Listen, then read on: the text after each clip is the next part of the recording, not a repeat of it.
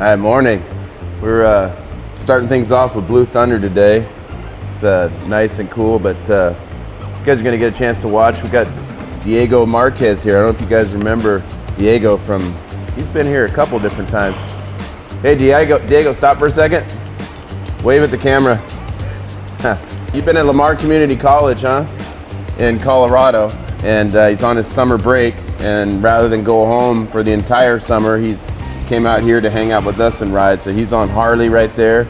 We're gonna watch him fence today. You're here for like another month and then go home for a little while and then back to school, huh? Yeah. Back to the beach in Mexico. He just had a birthday. He's 20 years old now. All right, get after it. Let's start fencing. Ask her for some more speed. Kick once, make her go on.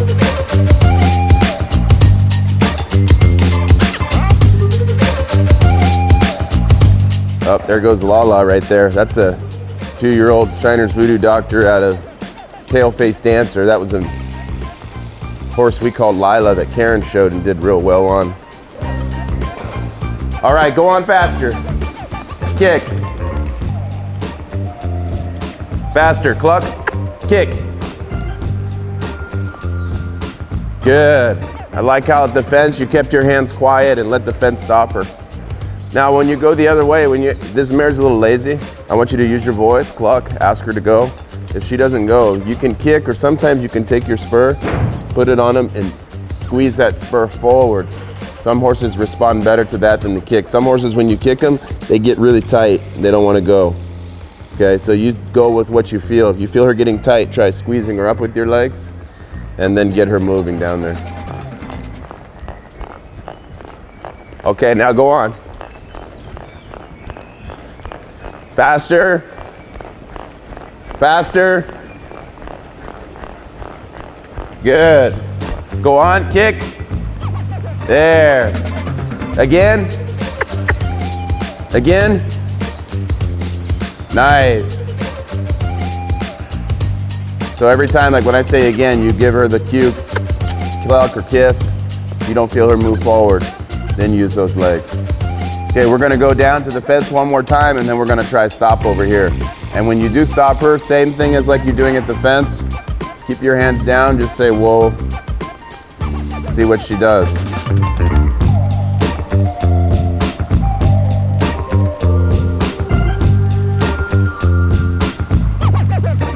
Diego's gotten so much better as a rider. Good. First time he came to my place, he might have been 15. He's pretty green, didn't know a whole lot. He's got a great family. His parents are accountants in Mexico, not really into horses. They are now, but he's really grown a lot, done a lot of riding in Mexico. Go on. Real good, huh? Very nice. I think we're gonna quit on that. That's a nice solid speed there. A couple more times of fencing, we might try to get her to go a little faster, but that's the speed she's most comfortable in. She can go a little faster, but she doesn't like it. But that was great, nice and straight. She stopped hard, and you feel her at the end kind of back up a little. She's not thinking about going forward, she's thinking about coming back to you, and that's what you want. We'll watch Rigo for a minute working Lala. She's just 2. We started her a little later because she just wasn't very big. She's grown up quite a bit.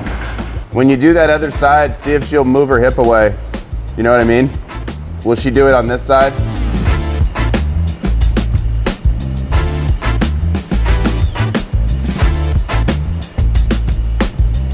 No. So I think right there, when you go to turn her from right to left, you see how you've got her where she disengages that hip, she moves the hip away, faces up to you, and then you go. The other way, she's making you move instead of you making that hip swing back. So take her back to the left and just have your whip ready. Use that whip to make her get that hip away a little bit. There you go. Now stop her, but make her hip move. Hip, hip, hip, hip, hip, hip, hip, hip, hip. Hold her nose, hold her nose, hold her nose. Make that hip. There, right there. Make sure you get that spot on that side. You got it on the other side really nice, but when you go to change directions, you want to feel like they're gonna take that hip away from you, and you can control how far it goes and then change the direction. Not really that big a deal, but just little tiny things sometimes, you know, they make a difference. Yeah, you want to feel like if you pull her nose, that her hip's gonna go away. Yeah, there you go, there you go. Now go the other way. Make that hip move, good.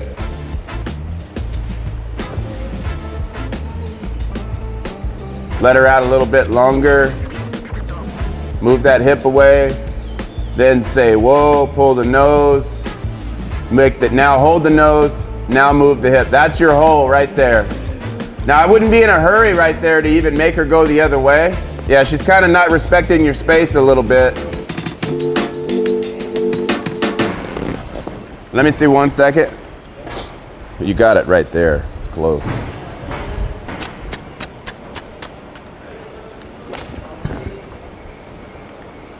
Just want to make her respect that space a little bit.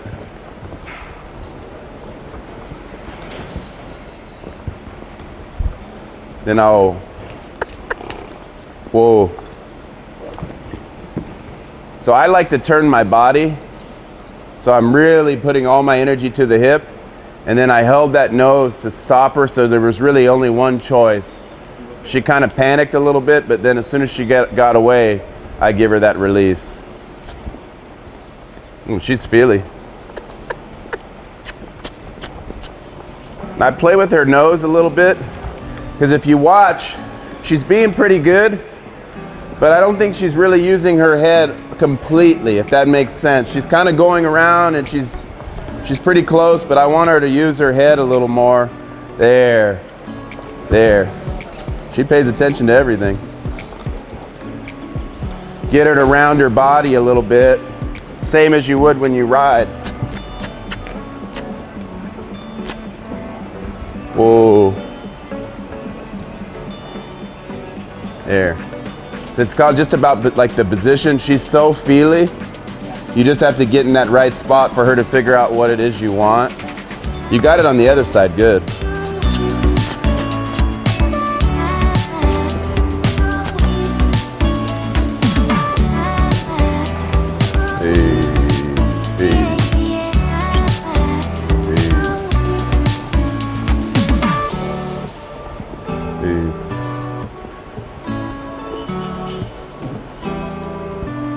Ooh. Ooh. Then you can maybe just come and work on just this part.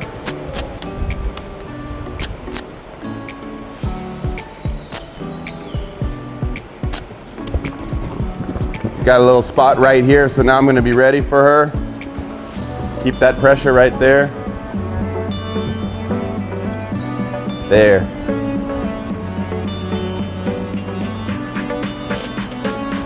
Oh, that side is nice, right? She's starting to use her head now. What we want to get is, even if she's fresh, within a short amount of time, you can get her using her brain.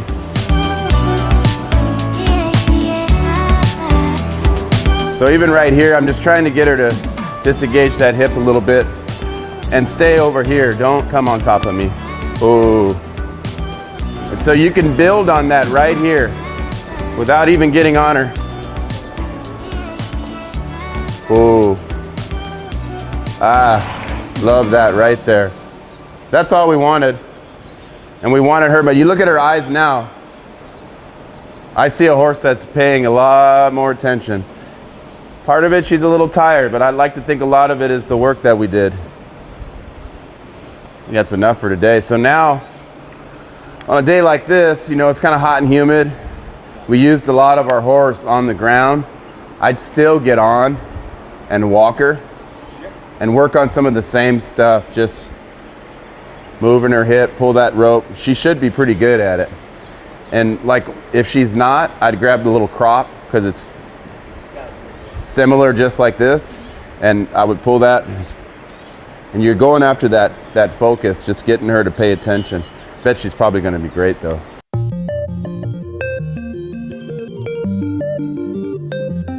One of the things I've been working on with Blue as of late is stepping up his foot speed in the spin, just getting him moving around a little faster. I've worked a lot on going slow,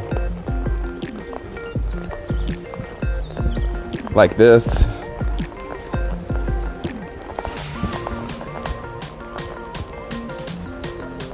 but it's time to start pouring a little speed to him. I'm trying to do it outside the spin, just cluck to him and get a little more pep in his step.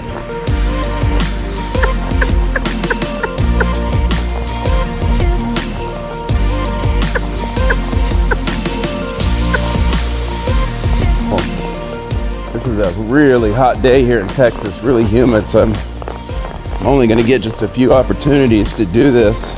This is not something you want to do when your horse is exhausted.